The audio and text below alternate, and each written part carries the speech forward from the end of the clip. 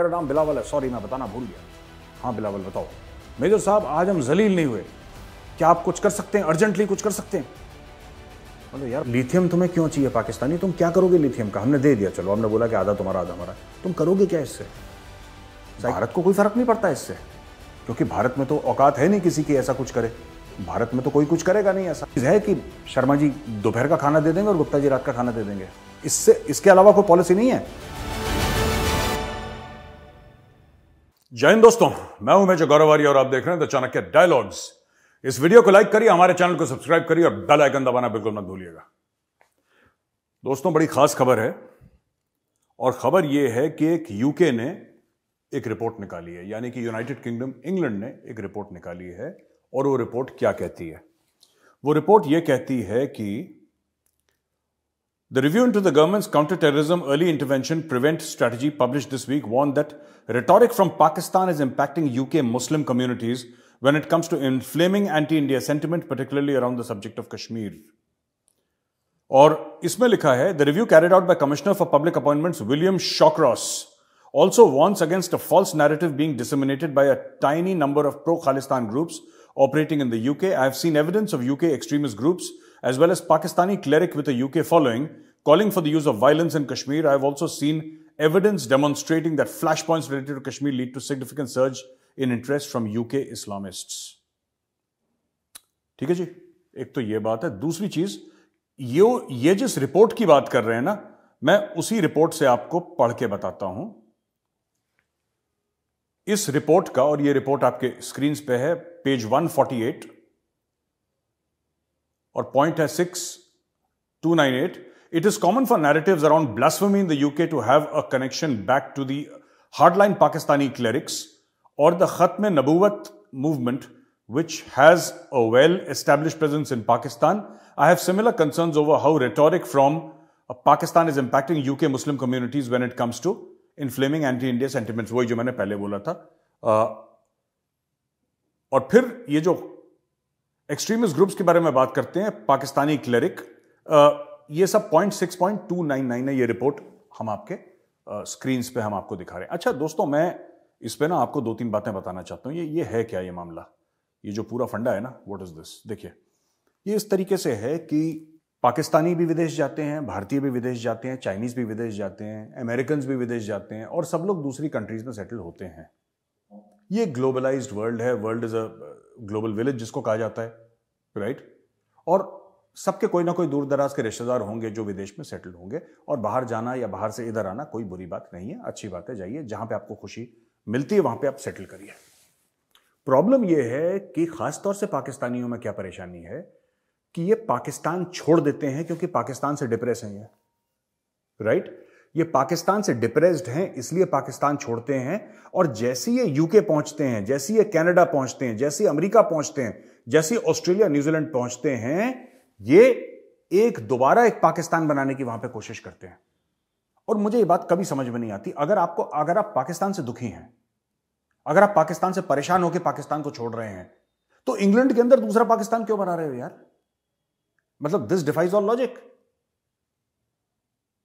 Right? तो ये जो रिपोर्ट है वो ये मैं 2017 में गया था यूके।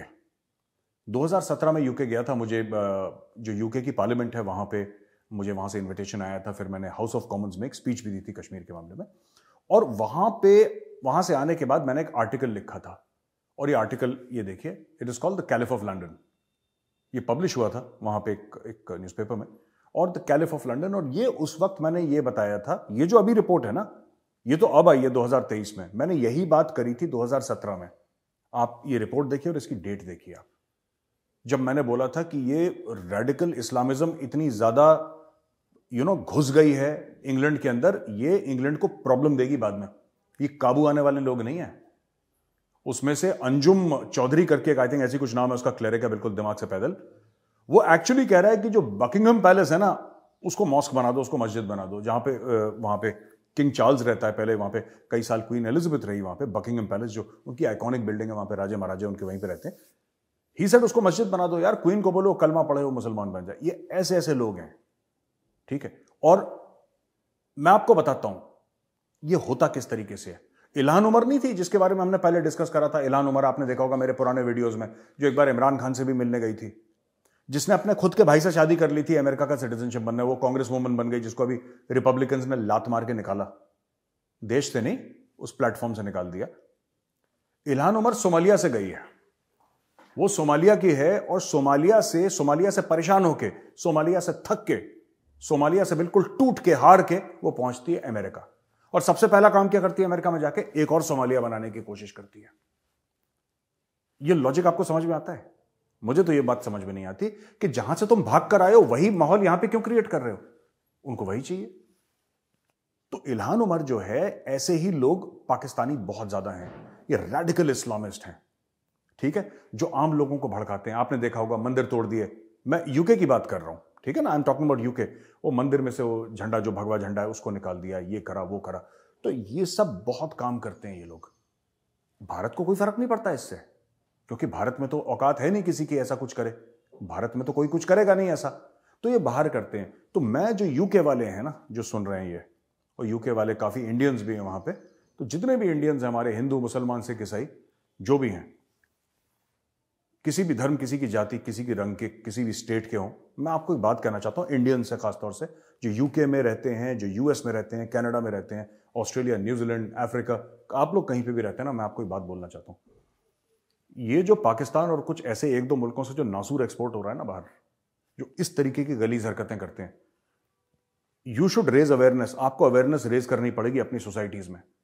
जो आपके वो हैं, जो आपके कांग्रेस वुमेन है या कांग्रेसमैन है वहां पे, जो भी आपका लोकल है, या यहां पे आपके इंग्लैंड में देखिए आपका जो मेंबर ऑफ पार्लियामेंट है, आपको उसके सामने ये बात रखनी पड़ेगी कि ये हमारी सोसाइटीज में हो रहा है, ये जहर फैल रहा है।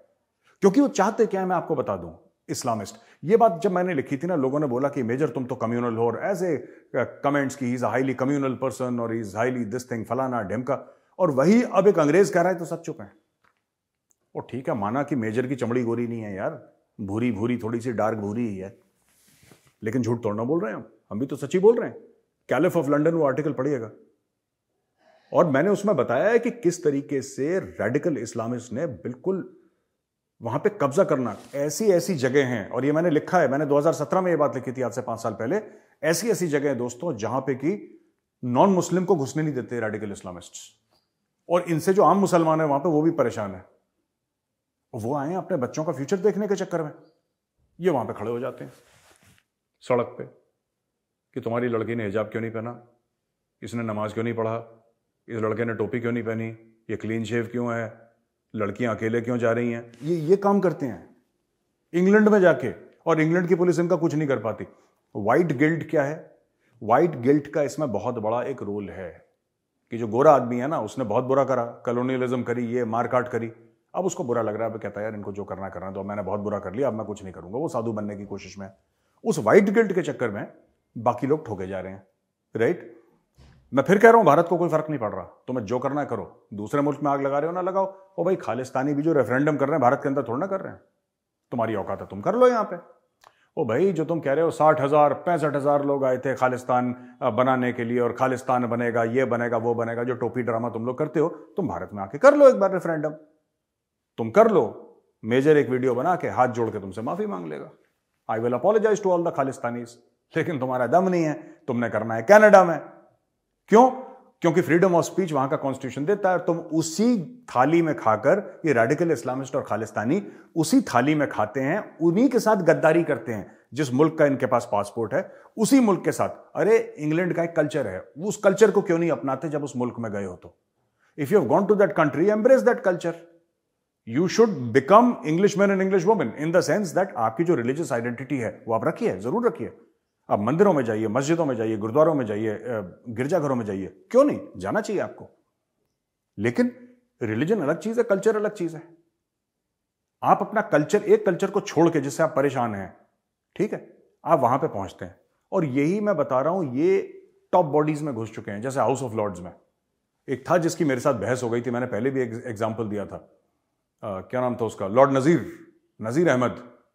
लॉर्ड नजीर अहमद की मेरी बहुत तगड़ी एक बहस हो गई थी, और यह हुई थी किंग्स कॉलेज लंदन में। और उस बहस में ये लॉर्ड नजीर पाकिस्तानी डिसेंट का है, लेकिन लॉर्ड इसलिए लिखता है क्योंकि वहां पे अपर हाउस का है, जो हाउस ऑफ लॉर्ड्स का ये मेंबर है और पियर है। इसको पियरेज से निकाला, इसको निकाला वहां से, क्योंकि इसके ऊपर सेक्सुअल एक्सप्लॉयटेशन और डोमेस्टिक वायलेंस के इसके ऊपर केसेस थे। इसने अंडर एज बच्चों के साथ गलत करा है।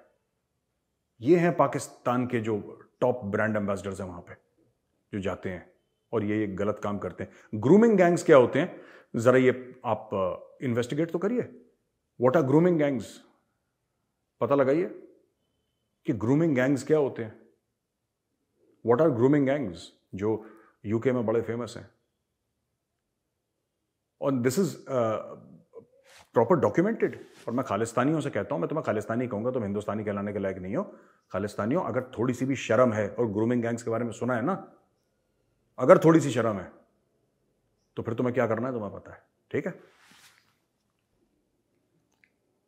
बाजवा साहब ने एक बयान ऐसा दे दिया जिससे कि पाकिस्तानी जो पॉलिटिकल सर्कल्स हैं उसमें भूकंप आ गया। बाजवा ने यह बोल दिया साहब कि इमरान खान मुल्क के लिए बहुत खतरनाक था, और कमर जावेद बाजवा ने बोला है कि अगर इमरान खान और उसकी सरकार रहती तो पाकिस्तान नहीं रहता। During a conversation with journalist Javed Chaudhry sahab एक बड़े सीनियर वरिष्ठ जर्नलिस्ट हैं पाकिस्तान के, मैं उनको देखता भी हूं, फॉलो भी करता हूं उनको, जावेद चौधरी साहब। Bajwa claimed that in a cabinet meeting, the then Prime Minister Khan used a vulgar word in the Punjabi language to describe Mohammed bin Salman, the Saudi Crown Prince. एक कैबिनेट मीटिंग में गाली देते हुए इमरान खान ने एक भद्दी गाली दी, एक गंदी गाली दी। किसको दी? ये मोहम्मद बिन सलमान को, जो कि क्राउन प्रिंस है सऊदी अरेबिया के। At that time, Prime Minister Imran Khan, when he was Prime Minister in a cabinet meeting, abused in the filthiest language possible Crown Prince Mohammed bin Salman of Saudi Arabia. According to Bajwa, the incident was later reported to the Saudi ambassador in Islamabad by one of Khan's ministers, though the identity of the minister was not disclosed by the former army chief. Chaudhary then asked Bajwa why he did not save the PTI government. Bajwa replied that if he had acted in his own self-interest, he would have continued to support Imran Khan and retired with dignity, bidding farewell to him. However, he claimed that he chose to sacrifice his own image. अच्छा, basically Bajwa साहब ये कह रहे हैं कि साहब ये खान तो पागल है, इसको आता वाता कुछ है नहीं, इसको टांग दो, मुझे चोरी करने दो, बाकी सबको जेल में डालो। तो ये जो है ये खान ऐसे करता है। तो उन्होंने ये बोला कि भाई इमरान खान इतना खतरनाक हो गया था हमारे मुल्क के लिए, मैंने इसकी सरकार नहीं गिराई। ये दूसरे उसका हवाला दे रहा हूं मैं, दूसरी न्यूज क्लिपिंग का। उसने बोला मैंने सरकार नहीं गिराई, मैंने इसकी सरकार गिरने से बचाई नहीं, बस मैंने दखल अंदाजी नहीं करी। और हमने एक अंडरस्टैंडिंग कर ली थी अपनी आर्मी में कि यार हम पॉलिटिक्स में अब नहीं पड़ेंगे ज्यादा, हमने बहुत इस देश का बेड़ा गर्क करा है and we should not get involve in politics. तो इसने गाली दी उस प्रिंस मोहम्मद बिन सलमान को जिसके टुकड़ों पे पाकिस्तान पला है। अमेरिका के भी पाकिस्तान काफी लोगों के टुकड़ों में पला है, उसमें से एक मोहम्मद बिन सलमान भी है, ठीक है ना। तो उसको गाली दी और ये सब, और ये मोहम्मद बिन सलमान को पता लग गया कि इमरान खान ने ऐसी गाली दी है। फिर इमरान खान का गला सूख गया। तो ये पाकिस्तान में हो रहा है। अब पूरी तरीके से जनरल कमर जावेद बाजवा सियासत में कूद गए, और ये जावेद चौधरी को आई थिंक तीसरा या चौथा इंटरव्यू है जो दे रहे हैं वो, ऐसी बात नहीं है। He keeps on giving interviews to Javed Chaudhry, वो देते रहते हैं इंटरव्यू ऐसे। तो जनरल बाजवा ने अब बात करनी शुरू करी है। अच्छा जी, पाकिस्तान से आपको पता ही होगा कि आईएमएफ ने मुंह मोड़ लिया। 10 दिन से ज्यादा हो गए हैं और पाकिस्तान को आईएमएफ ने कोई राहत नहीं दी, बस बातचीत चल रही है। और पाकिस्तान का जो फॉरेन रिजर्व है वो करीब 1.5 बिलियन के आसपास है अभी। मैं बता रहा हूं आपको, 1.5 बिलियन से ज्यादा नहीं है इनका। कल हमने बोला था 3 से कम है, लेकिन हमने ये भी आपको बात बताई थी 8-10 दिन पहले का बताते हैं, ये लेटेस्ट नहीं बताते। इनका 1.5 बिलियन से ज्यादा का नहीं है पाकिस्तान का। जब इनकी लेटेस्ट रिपोर्ट्स आएंगी आपको पता लग जाएगा। आज की डेट नोट करिएगा कि मेजर ने बोला था इनकी 1.5 बिलियन से ज्यादा नहीं है। इनके बहुत बुरे हाल हैं पाकिस्तान के, इनके लाले पड़ रहे हैं। और मैं बता रहा हूं, अगर नहीं हुआ आईएमएफ का मामला, पाकिस्तान डिफॉल्ट तो करेगा, डिफॉल्ट कर चुका है वैसे। वो ये मांगे तांगे के पैसे खुद के तो है नहीं, लेकिन डिफॉल्ट करने के बाद पाकिस्तान में इतना बुरा टाइम आने वाला है कि जिसको कहते हैं ना कि इनके फरिश्ते नहीं सोच सकते। और ये खुद की इनकी फॉल्ट है, खुद की इनकी प्रॉब्लम है जो अपने ऊपर इतना बुरा वक्त लेकर आए। तो पाकिस्तान ने, ये मिफ्ता इस्माइल हैं जो पहले, इसके पहले ना, ये इशाक डर के पहले जो हुआ करते थे फाइनेंस मिनिस्टर पाकिस्तान के, मिफ्ता इस्माइल साहब ये कह रहे हैं कि पाकिस्तान को अगर ये प्रोग्राम मिल जाता है आईएमएफ का, जो कि मिलेगा, इसके इमीडिएटली बाद उनको दूसरे प्रोग्राम में जाना पड़ेगा क्योंकि इसके पास है ही नहीं पैसे। भाई पाकिस्तान ये कह रहा है कि अगर बगल वाले, पाकिस्तान बेसिकली क्या है, कह रहा है कि यार इधर शर्मा जी रहते हैं, इधर गुप्ता जी रहते हैं, ठीक है, दोपहर का खाना शर्मा जी दे देंगे और रात का खाना गुप्ता जी दे देंगे, अपना काम बन जाएगा, ठीक है, और नाश्ता थोड़ा बहुत ब्रेड चाय के पैसे हमारे पास, जो चिल्लड़ विल्लड़ है वो तो है। अब इशू ये हो गया, ठीक है, कि शर्मा जी परेशान हो गए। शर्मा जी ने बोला यार 1 दिन 2 दिन 3 दिन 4 दिन ठीक है, तुम तो डेली डेली आ जाते हो, राइट। गुप्ता जी के घर की घंटी दबाई, पता लगा गुप्ता जी घर में ताला लगा, गुप्ता जी है नहीं। अब ये कह रहे क्या क्यों, इन्होंने अपना इंतजाम नहीं करा, इन्होंने डिपेंड करा था कि दाएं और बाएं से हम लेते रहेंगे और खाते रहेंगे। गुप्ता जी अपने परिवार को लेकर चले गए छुट्टी, कुल्लू मनाली, और शर्मा जी ने बोल दिया कि यार मैं तो परेशान हूं तुमसे, भागो यहां से। हो गया, कहानी खत्म हो गई पाकिस्तान की। यही पाकिस्तान के साथ हो रहा है। मिफ्ता इस्माइल यही बार बार कह रहा है, और ये जब था पावर में तब भी यही बात कहता था ये आदमी, आज भी यही बात कह रहा है। ये कह रहा है भाई तुम्हें अगर ये मिल भी जाता है आईएमएफ, इमीडिएटली तुम्हें दोबारा लेना पड़ेगा क्योंकि तुम्हारे पास कोई पॉलिसी नहीं है कि आगे चल के मुल्क कैसे चलाना है। वही चीज है कि शर्मा जी दोपहर का खाना दे देंगे और गुप्ता जी रात का खाना दे देंगे, इसके अलावा कोई पॉलिसी नहीं है। जहां शर्मा जी ने बोला कि अच्छा ठीक है यार दोपहर का खाना नहीं, तुम एक काम करो, रात में 2 रोटी ले जाना मुझसे, ठीक है। अगर ये कहते हैं कि दोपहर का खाना नहीं, तुम रात की रोटी ले जाना, तो इनको दोपहर को भूखा रहना पड़ेगा क्योंकि गुप्ता जी कहां गए हैं, कुल्लू मनाली छुट्टी पे। समझ गया मेरी बात? बस दैट इज द प्रॉब्लम। अच्छा, पाकिस्तान ने, मैं आपको क्विकली पॉइंट्स पढ़ दूं, बड़े इंटरेस्टिंग पॉइंट्स हैं कि पाकिस्तान ने अग्री क्या क्या करा है। The government will implement fiscal measures including taxation to raise 170 billion rupees. ये करीब 630 मिलियन डॉलर के करीब हैं जो ये लोग रेज करेंगे, जो कि रेजगारी है, चिल्लड़ है, लेकिन पाकिस्तान के लिए तो भैया खजाना है। मार्केट डिटर्मिन्ड एक्सचेंज रेट, वो तो कर ही दिया इन लोगों ने लगभग। The government's existing commitments to increase petroleum levies. ये देखो पेट्रोल का दाम बढ़ेगा, डीजल का दाम बढ़ेगा, एनर्जी का दाम बढ़ेगा। सर्कुलर डेट गैस में ऐड नहीं करेगा। अरे सर्कुलर डेट पुराने कर्ज कैसे देगा ये तो बताओ। Agreement on increasing the budget of the Benazir income support scheme by 40 billion from 360 billion to 400 billion to reduce burden on inflation on most vulnerable sections of society। ये देखो यार बहुत ज्यादा, ये तो पाकिस्तान का भैया, इन्होंने गुर्दा कलेजी सब निकाल के रख लिया। आईएमएफ वालों ने गुर्दा कलेजी निकाल ली, फेफड़े निकाल दिए, जीभ निकाल दी, आंख निकाल दी, दांत निकाल दिए, और जब सब निकाल के टेबल पे रख दिया अलग, उसके बाद जलील और कर दिया 2 बार। यार बहुत बुरा हाल है पाकिस्तान का भैया, बहुत बुरा हाल है, ठीक है। शहबाज शरीफ ने इसमें भी कॉन्फिडेंस दिखाया। भाई का कॉन्फिडेंस देखो आप, देखो ये कौन सा च्यवनप्राश खाता है मुझे नहीं पता, लेकिन शहबाज शरीफ का कॉन्फिडेंस देखो यार। आप देख रहे हो कॉन्फिडेंस शहबाज शरीफ का। वो कहता है कि हम 10 अरब रुपए तुर्की को देंगे, हमने एक फंड बनाया है। कॉन्फिडेंस देखिए आप पैसे मत देखिए क्योंकि वो पैसे किसी को नहीं दिखेंगे। मैं आज बोल रहा हूं, पाकिस्तानी बोल देते हैं ना उनको, यार पाकिस्तान में काम थोड़ा ना करना है, आपको अनाउंसमेंट करनी है, बस आपको फीता काटना है, बिल्डिंग बने ना बने। आप फीता गए, आपने वो पत्थर में लिख दिया इनॉग्रेटेड बाय शहबाज शरीफ, वहां पे ब्रिज है ही नहीं, रोड है ही नहीं, इनॉग्रेशन का प्लैंक लगा हुआ है, उसी को चाटते रहो आप जिंदगी भर। जैसे शहबाज शरीफ ने बोला मैं तुर्की जाऊंगा, किससे पूछा भाई? अगर आप मेजर के घर आओगे, मेजर से एक बार पूछोगे नहीं पूछोगे कि मेजर साहब हम आपके घर आना चाहते हैं, कितने बजे कन्वीनियंट है, आप सवेरे फ्री हो, शाम को फ्री हो, दोपहर को कब फ्री हो, आप टाइम बताओ, हम आना चाहते हैं। या फिर मैं किसी के घर जाऊंगा, मैं उससे टाइम लेकर जाऊंगा कि भाई साहब आप टाइम बता दीजिए, आप सवेरे शाम दोपहर कब फ्री हैं, मुझे आपसे मिलना था, मैं कब मिल सकता हूं आपसे। ये नॉर्मल कर्टसी होती है। इन्होंने पूछा नहीं तुर्की से, हमने कल कवर करा था ना, इन्होंने तुर्की से नहीं पूछा, इन्होंने अपना अनाउंसमेंट कर दी।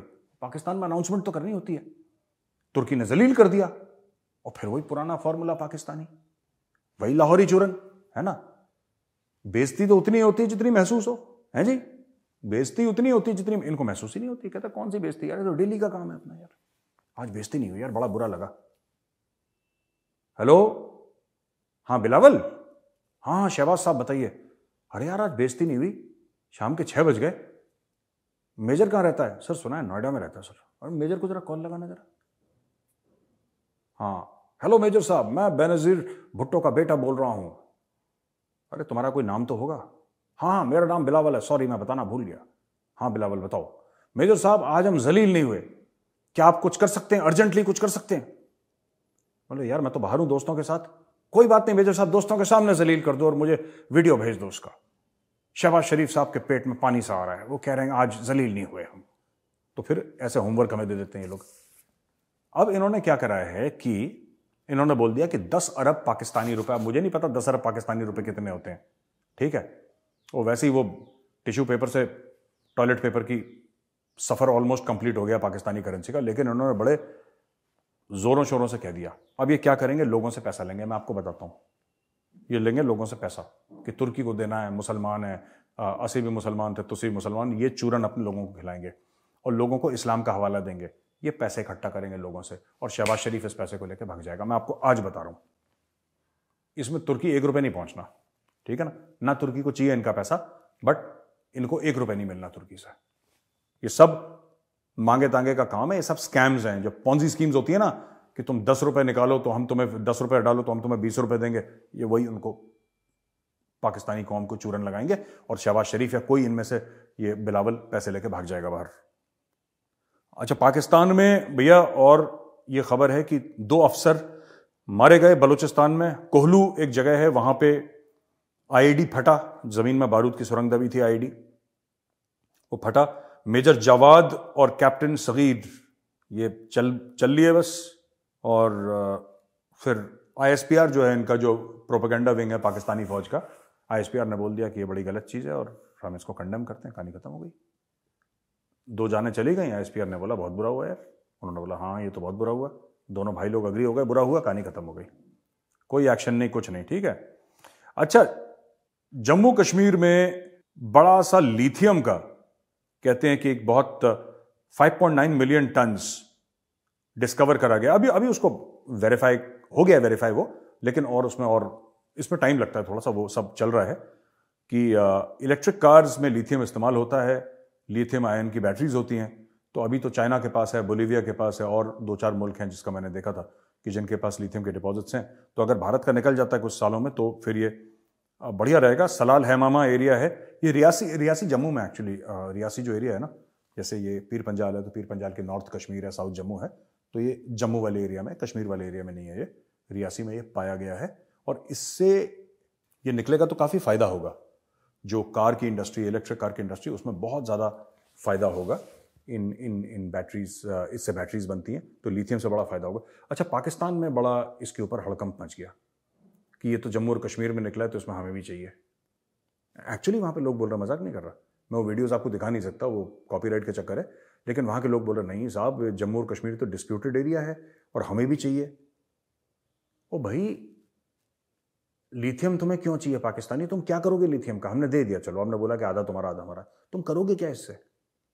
साइकिल तुम ठीक से बना नहीं पाते यार, तुम लिथियम का क्या करोगे? वो कोई मसाला है जो बिरयानी में डालना है, कोरमे में डालना है, तुम करोगे क्या लिथियम का? ये तो समझा दो हमें एक बार कि साहब हम लिथियम आपसे ले रहे हैं, हम उसका ये करेंगे।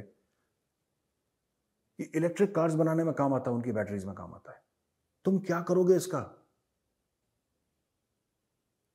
बताओ ना, मैं पूछ रहा हूं तुमसे। अंकल कराची में बैठे हो, अभी मेरा वीडियो देख रहे हो, ठीक है, और गालियां दे रहे हो मुझे, और मुझे जो कहते हैं कि बुरी बुरी बातें सारी कर रहे हो मेरे लिए। मैं आपसे पूछ रहा हूं, कराची में बैठे हो अंकल, आप बताओ ना क्या करोगे लिथियम का? क्या करते हैं लिथियम से? बिरयानी में डालते हैं, मुंह पे मलते हैं, क्या करते हैं लिथियम का? चाहिए, बस चाहिए। हमें नहीं पता हमें क्या करना है, लेकिन चाहिए, क्योंकि फ्री में मिल रहा है, चाहिए हमें। ओ भाई, ऐसा नहीं होता, नहीं मिलेगा लिथियम, स्ट्रेस मत लो अंकल इतना, अखबार पढ़ो आगे, come on, read your newspaper. तो ये थी आज की ताजा तरीन खबरें दोस्तों, और अब हम आते हैं बिल्कुल जो सवाल जवाब का मामला है उस पे। ये प्रशांत जी हैं, इनका एक सजेशन है। Greetings major sir, I have a request regarding videos. ये कह रहे हैं कि आप स्पॉटिफाई जैसे प्लेटफॉर्म पे आप क्यों नहीं डालते? मैं डिफेंस की तैयारी कर रहा हूं जिसमें करंट अफेयर्स की मुझे जानकारी चाहिए। अगर आप ऑडियो फॉर्मेट में अगर आप इसको स्पॉटिफाई में डाल दें तो प्रशांत जी बहुत अच्छा आइडिया है। और जो हमारी छोटी सी टीम है चाणक्य फोरम की, मैं उसको रिक्वेस्ट करूंगा कि इस पर हम काम करना शुरू करें। हम सोच रहे थे पहले 1-2 बार ना, हमने बात भी करी थी इसके बारे में, और हमने बोला भी था कि हम ऐसा करना चाहते हैं, लेकिन वही चीज़ है कि सब लोग काम में इतना अपने फंस जाते हैं ना कि then they start saying that कि नहीं इसको, अच्छा ठीक है नेक्स्ट टाइम करेंगे इसको। But I understand, we will certainly do it, and thank you for your suggestion. Manish Saini ji हैं, I am Manish from Haryana. ये कहते हैं मैं 6 PM का इंतजार करता हूं, 6 PM का, to get valuable insights from major Arya about geopolitics. Manish ji बहुत बहुत धन्यवाद आपका। If Pakistan collapses this year, मतलब ये सारा फॉरेक्स अपना कर लेते हैं, एनआरकी सिविल वॉर हो जाता है, and everything is just perfect to capture the POK with least military force, can India consider to do the military adventure this year? Keeping in mind India has to host different international meetings like SCO and G20.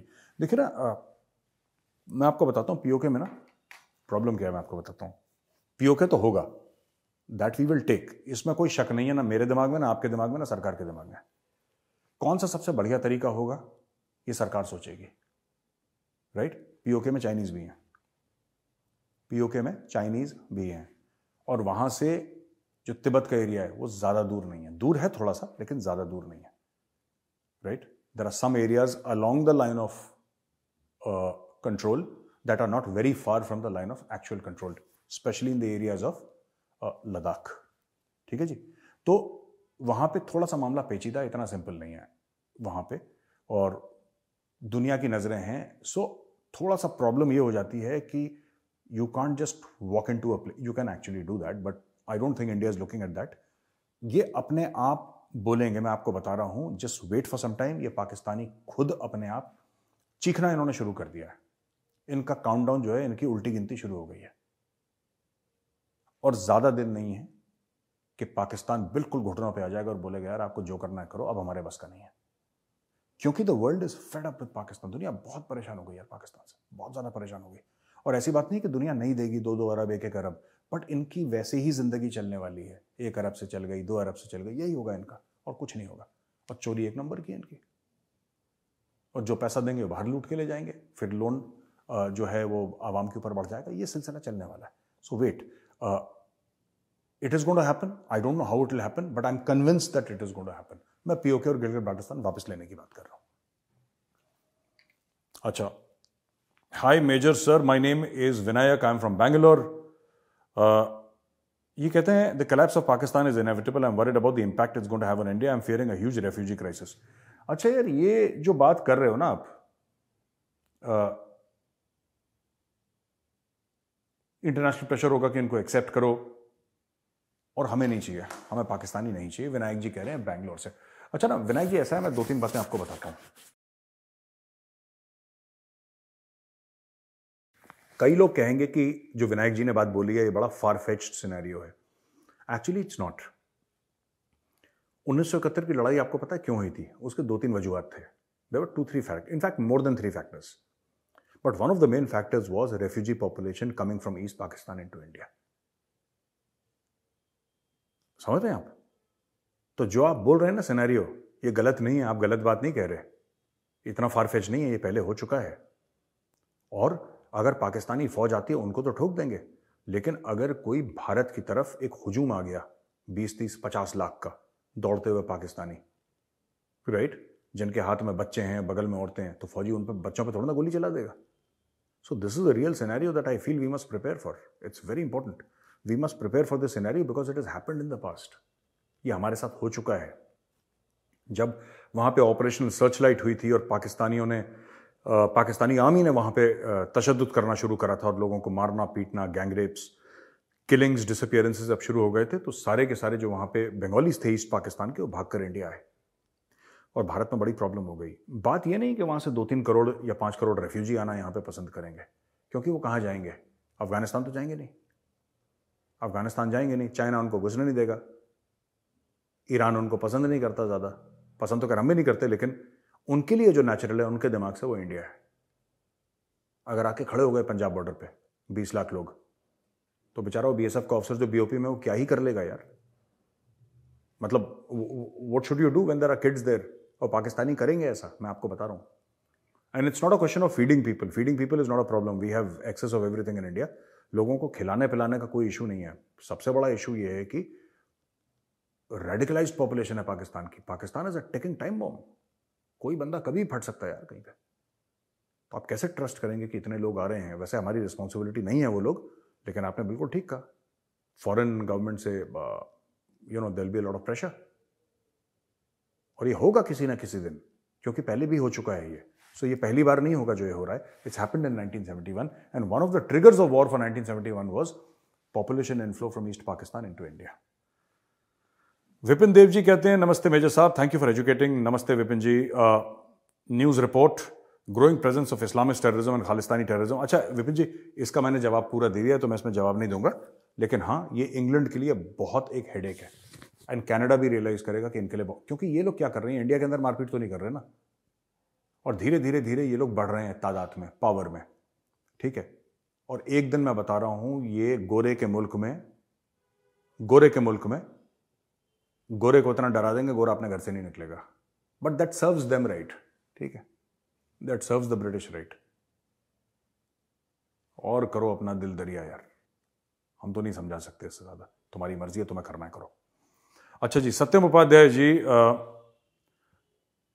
do you see a more positive India-Turkey relationship in the coming years after how India is sending help to the quake hit nation? Can we expect a geopolitical shift from Turkey? देखिए मैं आपको बताता हूं सत्यम जी, मैं आपको बताता हूं, इसमें ऐसा है कि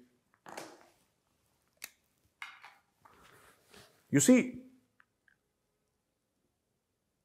टर्की में जो उनकी फॉरेन पॉलिसी है कश्मीर को लेकर ना, ये एर्दोगान से जुड़ी हुई है, ये एर्दोगान के पर्सनल बिलीफ सिस्टम से जुड़ी हुई है। I don't think this is something that Turkey would like to continue later. और किसी भी पाकिस्तानी को गलतफहमी है कि तुर्की अगर कश्मीर के लिए कुछ चीजें बोल रहा है तो पाकिस्तान के, वो इसलिए बोल रहा है कि पाकिस्तान को फायदा हो, ये पाकिस्तानियों की सबसे बड़ी गलतफहमी है। उनको ये लगता है कि the world revolves around us. हर एक पाकिस्तानी को गलतफहमी है, हर एक पाकिस्तानी को, कि बीच में पाकिस्तान और दुनिया ऐसे ऐसे गोल गोल घूमती है, क्योंकि कल में बना था Pakistan, some I don't know what notion they have in their mind, but उनको ऐसा लगता है कि पूरी दुनिया पाकिस्तान के इर्द गिर्द घूमती है। जो कश्मीर का नाम लेता है ना तुर्की, that is not to support Pakistan का, सपोर्ट उससे होता है, बट वो पाकिस्तान के लिए नहीं करता। उसके अपने एम्बिशंस हैं, leader of the Muslim world वगैरह वगैरह। तो पैलेस्टीन के बारे में बोलेगा, टर्की के बारे में, माफ कीजिएगा, कश्मीर के बारे में भी बोलेगा, सऊदी अरब के खिलाफ बोलेगा, क्योंकि हरमैन शरीफ तो सऊदी अरब में, मक्का और मदीना सऊदी अरब में, वहां पे मस्जिद है सऊदी अरब में, वो तो तुर्की में नहीं है। लेकिन वही ऑटोमन एम्पायर की बात, तो ये सब जो इनका कीड़ा है ना, ये I think it is Erdogan specific.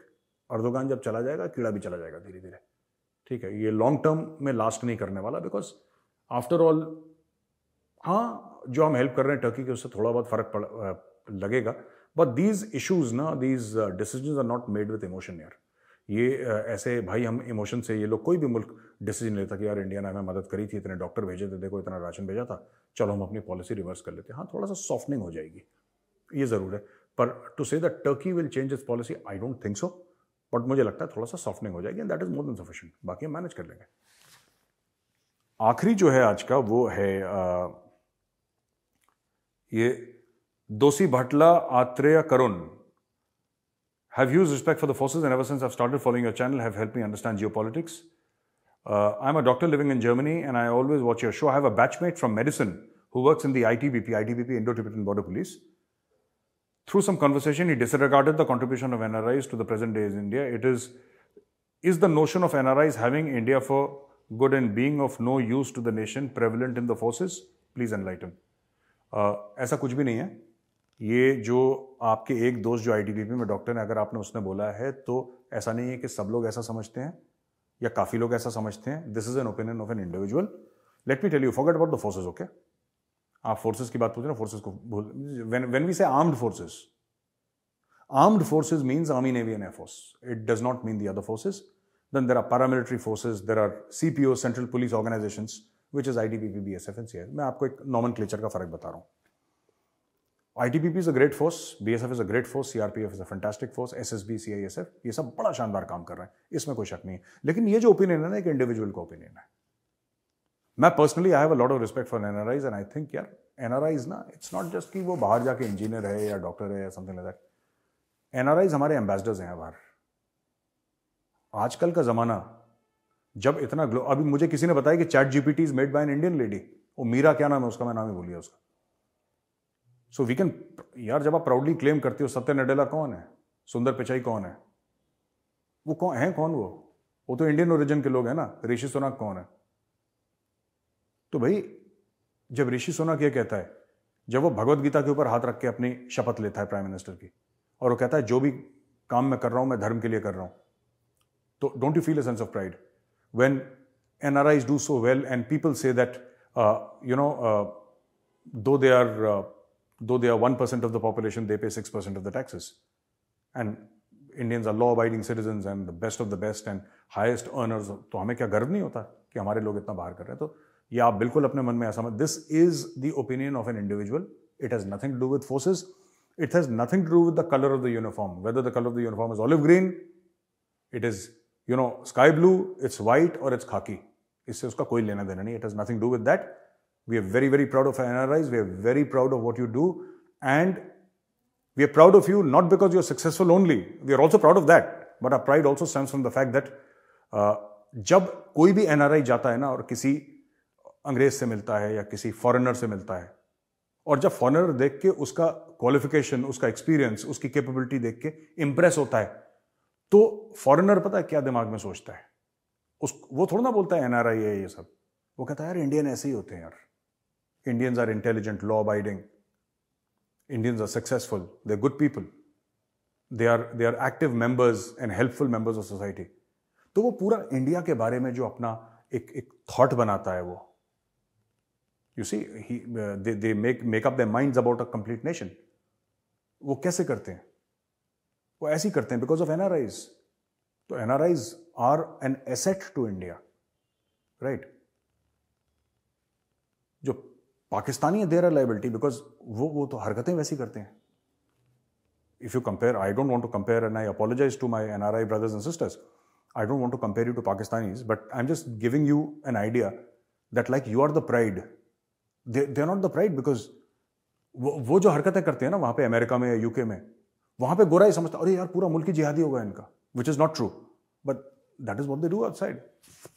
Prison population is full of Pakistanis here. मतलब मैक्सिमम वहां पे आपको देखेंगे पाकिस्तानीज आपको मिलेंगे अब ऐसी कुछ आसपास.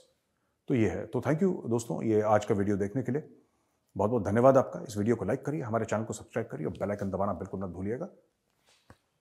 जय हिंद, वंदे मातरम और भारत माता की जय.